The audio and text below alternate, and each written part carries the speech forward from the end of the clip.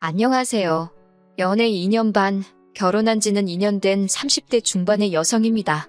어차피 이혼하기로 마음은 먹었지만 그래도 왠지 제 얼굴에 침 뱉기인 것 같아 가족이나 가까운 사람들한테 말 못하겠고 그래도 위로는 받고 싶어서 이렇게 사연을 쓰게 되었어요. 저는 대학 동창으로부터 남편을 소개받았습니다.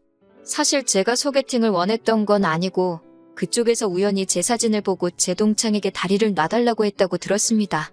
당시 제 동창이 취업 준비 중이었는데 남편이 동창이 가고 싶어하는 회사에 먼저 다니고 있었거든요. 정보 하나라도 더 얻어내고 싶었던 건지 저한테 자기 얼굴을 봐서라도 한 번만 나가달라고 밥만 먹고 집에 와도 된다고 하도 애걸복걸을 해서 남편을 만나게 되었네요. 상황이 그렇다 보니 큰 기대도 없었고 정말 밥이나 먹고 오자라는 심정이었어요. 그런데 예상외로 남편과 코드가 잘 맞더라고요. 대화를 나눠보니 논리적이고 이성적인 사람 같았고 또 제가 영화랑 음악을 좋아하는데 남편도 저와 비슷한 취향을 가지고 있었고요. 여러모로 말이 잘 통하니까 시간 가는 줄 모르고 대화를 나누게 되었고 그렇게 저희는 얼마 지나지 않아 연인 사이가 되었습니다. 사귄 지 2년쯤 되었을 무렵 남편은 저에게 정식으로 프로포즈를 해왔고 저도 결혼을 한다면 이 사람과 한다고 생각해왔기에 큰 고민하지 않고 프로포즈를 받아주었습니다. 하지만 본격적으로 결혼 준비를 하면서 큰 고비가 있었습니다. 돌이켜 생각해보면 그때 파혼을 했어야 했는데 제가 어리석었어요. 결혼 이야기가 나오고 나서 가장 껄끄럽지만 해야만 했던 대화가 돈 이야기였습니다. 사귀는 동안 거의 반반씩 데이트 비용을 부담하고 있었고 둘 중 누구도 버겁다는 말을 하지 않았기 때문에 구체적으로 돈 이야기를 나눌 이유가 없었거든요. 하지만 이제 결혼식 비용부터 신혼살림까지 준비를 시작해야 했으니 어쩔 수가 없었지요. 저는 지방 공무원이고 남편은 일반 사기업에 다니는 회사원입니다. 당연히 제 월급은 남편에 비하면 현저히 적은 편이지만 저는 제 소유의 작은 아파트가 있습니다. 청약으로 당첨된 아파트였는데 부모님과 셋이 같이 살고 있었어요. 남편은 당연히 그 집이 저희 부모님 집이라고 생각했지 제 집일 거라고는 상상도 못했던 모양이에요. 제가 집이 있다고 하니까 어찌나 좋아하던지 입이 귀에 걸리게 생겼더군요.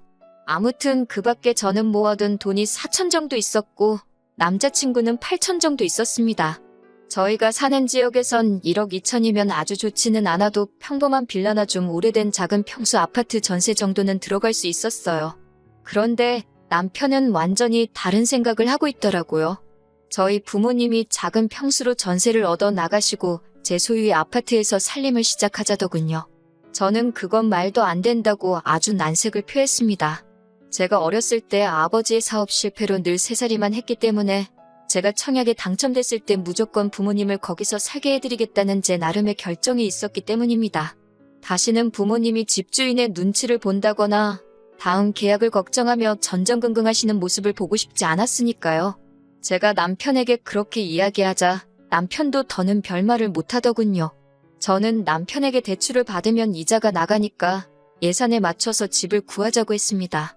그러자 남편이 집은 시댁에서 해줄 거라고 걱정하지 말라더군요. 속물 같지만 솔직히 그 말을 들었을 때 감사하고 기분도 너무 좋더라고요. 하지만 남편은 뒤이어 어처구니 없는 소리를 늘어놓았습니다. 자기 부모님이 사시는 집 전세보증금을 빼서 우리 신혼집에 보태자더군요. 그러면 시부모님은 어디 가서 사시냐니까 같이 살아야지 그럽니다. 합가를 하자는 거냐고 물으니 자기 부모님은 한 집에 있어도 존재감이 하나도 느껴지지 않으신다는 둥 각자 알아서 자기 인생을 사시는 분들이라는 둥말도 안 되는 소리를 하더라고요. 제가 남편에게 훗날 시부모님이 정말 몸이 어디가 안 좋아지셔서 거동을 못하시게 된다거나 그러면 같이 살 수도 있지만 지금 그런 게 아닌데 굳이 왜 두 집 살림을 합쳐야 하냐고 물었습니다. 그러자 남편은 자기가 맏아들인 거 모르고 사귀었냐면서 시부모님 모시고 살 생각이 없었으면 왜 진작에 말하지 않았냐고 묻더라고요. 요즘 같은 세상에 신혼부터 누가 시부모님이랑 살지도 모른다는 생각을 하냐고 제가 다시 따지고 이런 다툼이 정말 2주 정도 계속되었습니다. 결국 남편이 먼저 백기를 들었습니다. 그럼 합가는 하지 말자며 대신 나중에라도 자기 부모님한테 무슨 일이 생기면 꼭 돌봐드려야 한다는 약속을 해달라길래 그러겠다 했습니다. 그건 자식된 도리로서 당연하다고 생각했으니까요. 반대로 저희 친정부모님한테 무슨 일이라도 생기면 저 역시 남편의 도움이 필요할 테고요. 하지만 산 넘어 산이라더니 이번에는 남편이 따로 사는 대신 매달 시부모님을 경제적으로 도와드리자 했습니다. 제가 얼마를 생각하냐고 물으니 한 달에 30에서 50만 원 정도면 적당할 것 같다고요. 그동안에도 안 드리다가 갑자기 결혼하면서 드리고 싶어하는 이유가 뭐냐고 물었습니다. 그러니 장남의 도리라나요? 그런 논리라면 저도 작년이니까 친정부모님께 똑같은 액수로 챙겨드리겠다고 했습니다. 그러자 남편은 아들하고 딸하고 같냐더군요. 결국 화가 머리끝까지 난 제가 남편에게 파혼을 선언했습니다. 남편에게 헤어짐을 고하고 걸려오는 전화도 문자도 다 무시했어요. 그렇게 3일쯤 지났을 무렵 시어머니께 전화가 걸려왔습니다. 당신 아들에게 들었다면서 왜 그런 경우 없는 소리를 해서 제 마음을 아프게 한 건지 모르겠다고 미안하다 하시더군요. 적어도 어머님이나 아버님은 그런 걸 바란 적도 없고 바라지도 않는다면서 이번 한 번만 남편이 실언했다 생각하고 넘어가 주면 안 되겠냐고 다정하게 물으셨습니다. 결국 어머님의 설득에 저는 남편에게 다시 한번 기회를 주게 되었습니다. 남편 역시 저에게 사과를 했고요. 하지만 결혼식을 올리고 얼마 지나지 않아 저는 시어머니와 남편이 왜 그토록 저를 잡으려고 하셨는지 이유를 알게 되었습니다. 결혼식을 올린 지 2달 만에 시아버지께서 치매라는 걸 알게 되었거든요. 제가 어떻게 이런 사실을 숨길 수가 있냐고 화를 내니 시어머니와 남편 모두 그게 무슨 소리냐며 자기들도 몰랐다고 억울하다 했습니다. 심증은 있었지만 물증은 없었고 그 와중에 그나마 다행인 건 모르는 사람이 보면 건망증 정도로 보일 만큼 경증이었다는 거예요. 이때라도 결혼을 물렀어야지라고 하신다면 솔직히 이미 혼인신고도 한 상황이었고 주변 사람들한테 결혼하자마자 파혼했다는 소리를 참아야 할 자신이 없었습니다. 사무실에 직원도 몇 명 없는데 다들 저를 어떻게 볼지 걱정도 되었고요. 어리석게도 그 와중에 알량한 자존심과 체면을 생각하느라 현명한 결정을 내리지 못한 제 잘못입니다. 결혼식을 올린 뒤 저희가 한 가지 서로에게 약속을 한 게 있었어요. 언젠가 생길 우리 아이를 위해서 늦어도 5년 안에는 신축 아파트로 이사갈 수 있게 열심히 아껴가며 살자고요. 그런 이유로 제 월급과 남편 월급 모두 제가 관리하고 있었고요. 남편에게 한 달에 용돈으로 50만 원씩 줬고 저는 따로 용돈이라며 떼가지는 못했습니다. 그냥 어쩌다 한번 인터넷에서 옷 한두 벌 사 입는 게 전부였어요. 그렇게 살려고 한 건 아닌데 통장에 숫자가 불어나는 걸 보는 재미에 더욱 덩어리를 졸라매게 되었어요. 그런데 결혼한 지 1년쯤 지났을 무렵 남편이 뜬금없이 시댁에 생활비를 보내야겠답니다. 예상치 못한 지출이기도 했고 분명히 결혼 전에 그런 건 하지 않기로 약속을 했던지라 부담스럽게 다가온 게 사실입니다. 제가 시원스레 그러자고 대답을 하지 못하고 있으니 남편이 갑자기 한다는 소리가 일도 자기가 더 늦게까지 하고 돈도 자기가 더 많이 버는데 불공평하답니다. 그러면서 이제 각자 월급은 각자 관리하고 공통으로 들어가는 건 각출하자고 하더군요. 적어도 남편이 제 앞에서 돈 많이 번다고 유세는 안 떨어서 다행이다 생각했는데 이제 유세까지 떤다 생각하니까 정이 툭 떨어지더군요. 거기서 끝이 아니라 아니면 자기 퇴근 시간이랑 제 퇴근 시간이랑 2시간 정도 차이가 나니까 저보고 2시간 동안 부업이라도 하랍니다. 제가 집에서 밥하고 살림하는 건 노는 걸로 보였나 봐요. 남편이 입을 열 때마다 점점 더 화가 치밀어 올라서 그래 다 각자 관리하자 했습니다. 잠든 남편을 쳐다보는데 이런 인간이랑 내가 무슨 좋은 날을 누리겠다고 이렇게까지 살아야 하나 싶은 허탈한 마음에 눈물이 다 흘렀습니다. 그러면서 부부 사이가 이렇게 계산적으로 찢어졌고 남편이 남편 노릇을 하기 싫다는데 제가 왜 아내 노릇을 해야 하나 싶더라고요. 그래서 바로 다음 날 아침부터 살림에서 손을 뗐습니다. 출근 전 간단하게 아침 식사를 차려 먹고 있으니 남편이 자기 건 어딨냐고 찾더라고요. 배고프면 차려 먹으라고 하니까 저더러 어이없다면서 이게 무슨 짓이냐고 큰 소리를 내더라고요. 생활비도 반반 내는데 집안일도 반반 하자니까 자기가 한 말이 있어서 그런지 제대로 반박도 못하고 시근덕거리면서 출근을 하더군요. 점심 무렵 빨래를 하려고 세탁실에 가니 남편의 셔츠며 양말이며 속옷이 제 빨래하고 섞여 있는데 그것마저도 꼴보기가 싫어서 다 골라내어 구석에 처박아 버렸습니다. 청소도 제가 주로 머무는 공간만 위주로 하고 말았고요. 그렇게 며칠이 지속되니 남편이 집안 꼴이 이게 뭐냐며 생난리를 쳤습니다.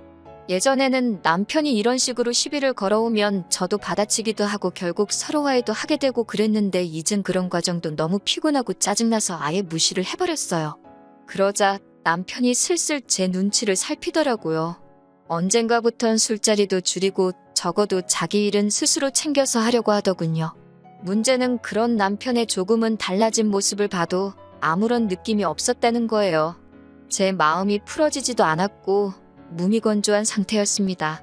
이혼을 하지 않았던 이유는 둘 다 지인도 많고 직장 생활에 있어 이혼을 하면 흠이 될 수도 있겠다 싶었거든요. 호사가들 입에 오르내리기도 싫어서 그냥 각방 생활하며 쇼윈도 부부로 지내게 되었어요. 양가 어른들 앞에서는 그냥 아무렇지 않은 척했지만 친정 어머니는 어느 정도 눈치를 채신 것 같았습니다. 아무튼 그런 생활을 8개월쯤 했을 때입니다. 남편 회사에서 전화가 걸려왔는데 남편이 큰 사고를 당했다고 하더라고요. 아무리 미워도 제 남편인데 그 이야기를 듣는 순간 가슴이 철렁 내려앉는 것 같았습니다. 정신없이 남편이 있다는 병원으로 향했어요. 화상사고였습니다. 제법 범위가 커서 앞으로 몇 차례 더 수술을 해야 할 거라고 하더라고요. 정신 못 차리고 누워있는 남편을 보고 있으니 마음이 좋지가 않았습니다. 그나마 직장에서 다친 거라 산재 처리가 될 거라고는 했지만 화상으로 인한 성형수술은 비급여가 많아서 어쩔 수 없이 어느 정도는 남편이 부담을 해야 하는 상황이었어요.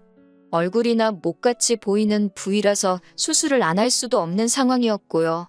그래도 일전에 제가 들어뒀던 보험도 있고 해서 큰 문제는 없겠다 싶었습니다. 그런데 얼마 뒤 퇴원한 남편이 밖에서 커피 한잔 하자고 절 불러내더라고요.